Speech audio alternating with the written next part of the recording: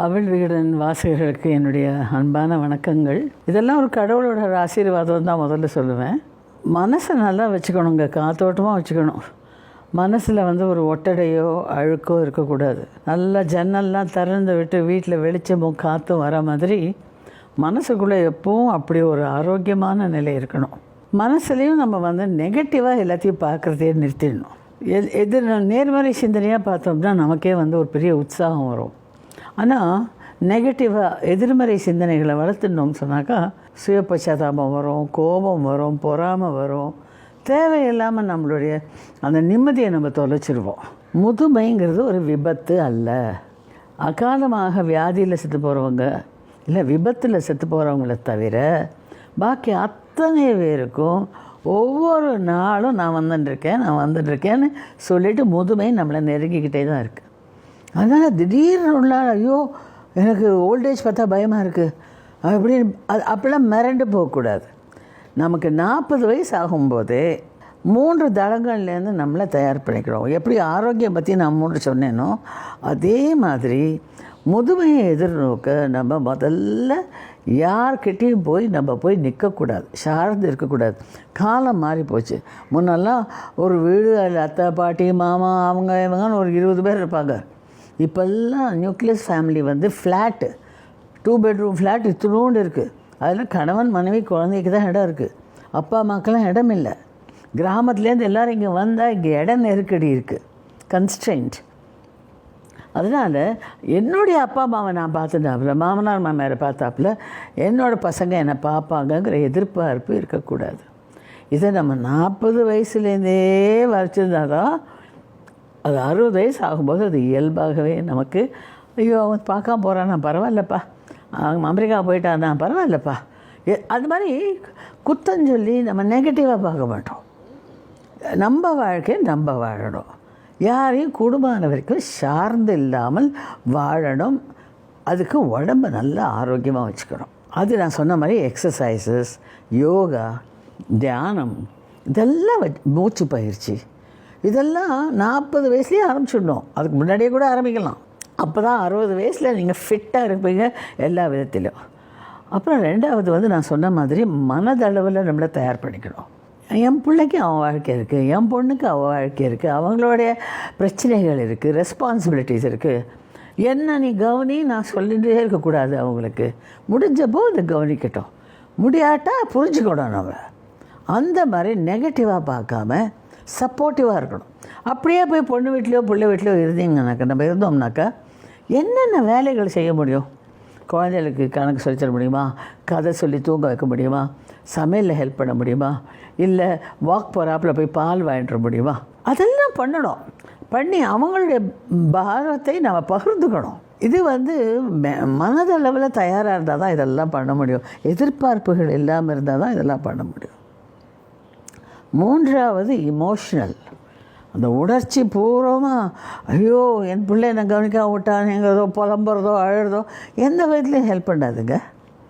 அதை நம்ம அந்த அதாவது மென்டல் ப்ரிப்பரேஷனோடையே சேர்ந்து வர்றதான் இமோஷனல் ப்ரிப்பரேஷனும். நம்ம உணர்ச்சி வசப்படாமல் ஒரு விஷயத்தை யதார்த்தமாக அணுகணும். காலம் மாறி போச்சு. அதனால் எக்ஸ்பெக்டேஷன்ஸ், எதிர்பார்ப்புகளை குறைச்சிக்கணும். முடிஞ்ச வரைக்கும் உதவிகரமாக இருக்கணும், பாரமாக இருக்கக்கூடாது. இந்த எண்ணங்களெல்லாம் வச்சுட்டோன்னு வச்சுக்கோங்களேன். இது எல்லாத்துக்கும் ரொம்ப முக்கியமானது ஒரு ஆணாக இருக்கட்டும் பெண்ணாக இருக்கட்டும் அவங்களுக்கு ஒரு மனோதைரியத்தை கொடுக்கறது என்னன்னா பணம். நம்ம பொருளாதாரத்தில் நம்ம தன்னிறைவு பெற்றவர்களாக இருந்தோம் என்றால் என் செலவுகளுக்கு நான் போய் பிள்ளைக்கிட்டையோ பொண்ணுக்கிட்டையோ கேட்காமல் இருக்கும்படி அந்த ஒரு சுயமரியாதையோடு நம்ம இருக்கலாம். இதுக்கு என்ன பண்ணணும்? அதே 40 வயசுலேருந்து பொண்ணு படிப்பு, பிள்ளை படிப்பு, கல்யாணம் செலவழிக்கிற சமயத்தில் இது என்னோடய முதியோர் வாழ்க்கைக்கு அப்படின்னு ஒரு சேமிப்பு எடுத்து ஒரு 10% அதை போடும். அது சுயநலமே இல்லை. நாளைக்கு யாருக்கும் தொந்தரவு கொடுக்காமல் நீங்கள் இருக்கிறதுக்காக, கௌரவமாக வாழறதுக்காக தான் இந்த ஏற்பாடு. ஆக அவங்க சக்திக்கு தகுந்தபடி அது இன்சூரன்ஸ் எடுப்பீங்களோ இல்லை இன்வெஸ்ட்மெண்ட்டில் போவீங்களோ என்ன பண்ணாலும் என்னுடைய எதிர்காலத்துக்கு முதுமை பருவத்துக்கு சேமிக்கணும்.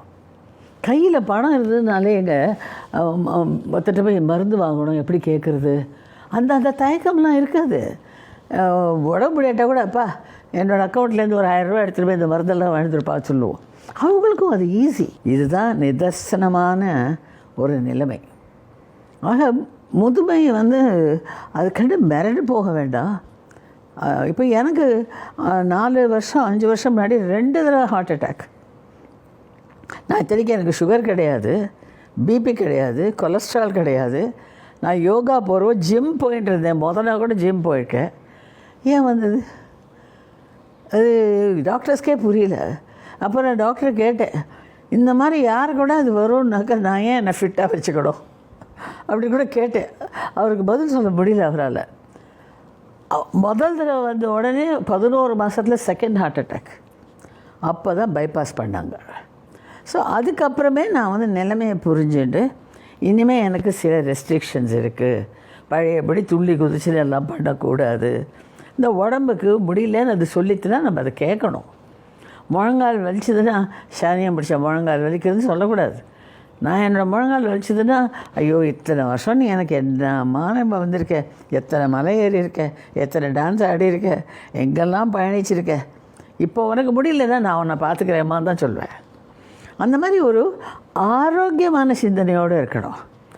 ஒரு செல்ஃப் சிம்பத்தி, சுய பச்சாதாபம், நெகட்டிவ் ஐயோ அவள் நல்லா இருக்காளே நமக்கு இப்படி ஆகிடுத்து, அதெல்லாம் ரொம்ப தப்பு.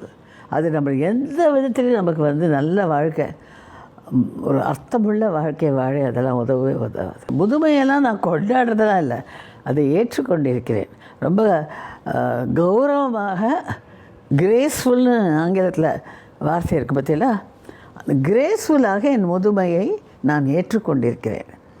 என்னோடய குறை எல்லாத்தையும் உடம்பில் இருக்க இப்போ குறைகளையோ அல்லது சில இயலாமைகளையோ நான் பெருசு பண்ணுறதில்ல. இட்ஸ் ஓகே, இட்ஸ் ஓகே, அப்படி விட்டுட்டு போயிட்டே இருக்கணும். என்னோட ரொம்ப பெரிய ஆசை, நான் எப்போவுமே ப்ரே பண்ணுறச்சே கூட சொல்வேன், I want to live gracefully, age gracefully and die gracefully. ஒரு நளினமாக வாழணும், நளினமாக வயசாகணும், நளினமாக மரணம் வரணும். எனக்கு இப்போ 80 வயசு, 81 வயசு. வயசை எங்கேயும் சொல்வேன் நான், இப்போ இல்லை 30 வருஷமாகவே மேடையிலேயே சொல்லிச்சு. எல்லாம் ஏன் வயசை சொல்கிறீங்கன்னா நான் சொல்லுவேன், அந்தந்த வருஷத்தை நான் அனுபவிக்கணும்னு நினைக்கிறேன். அந்தந்த வருஷங்கள்ட்ட வருத்தப்படாதா, என்னை மட்டும் அவள் சொல்ல மாட்டேங்கிறேன். ஸோ அதை நம்ம கௌரவிக்கணும். எல்லாமே நம்ம கையில், நம்ம சிந்தனைகள் இருக்குங்க. சிந்தனை நான் சொன்ன மாதிரி, முதல்ல சொன்ன மாதிரி, மனசை ஒட்டடை இல்லாமல் வச்சுட்டு ஆரோக்கியமான பாசிட்டிவ் சிந்தனைகளோடு நம்ம இருந்தோம்னா, பாசிட்டிவ் சிந்தனைகள் தான் பாசிட்டிவ் பேச்சாகும், பாசிட்டிவ் செயல்களாகும். நல்ல பூச்சி அடிக்காத பூ தான் நல்ல திடமான பிஞ்சாகி காயாகி பழமாகும். பூச்சி அரிச்சு போச்சுன்னா அந்த பூவிலேருந்து காய் நல்லா வராது. ஸோ நமக்கு இதில் பூ நான் சொல்கிறது நம்ம சிந்தனைகள். நம்ம சிந்தனைகளை ஆழ உழுது புதுசு புதுசாக கற்றுக்கணும். எனக்கு எல்லாம் தெரியும்னு இருக்கக்கூடாது. நான் எப்பவும் கற்றுக்கிறதுக்கு ரெடியாக இருக்கேன், யார்கிட்டேருந்து ஒரு நாள் கற்றுக்க ரெடியாக இருக்கேன். ஸோ புதுசு புதுசாக தெரிந்து கொண்டு நம்மை அப்படியே தட்டி தட்டி கொடுத்துட்டு உரம் போட்டுக்கொண்டு காத்தோட்டமான ஒரு சிந்தனைகளோட, ஆரோக்கியமான சிந்தனைகளோட நம்ம இருந்தோம்னா நிச்சயமாக நம்ம பேசுகிற பேச்சு, நம்ம எழுதுகிற எழுத்து, நம்ம செயல்பாடுகள் எதுவாக இருப்பினும் அதில் வந்து ஒரு ஆரோக்கியத்தன்மை இருக்கும்.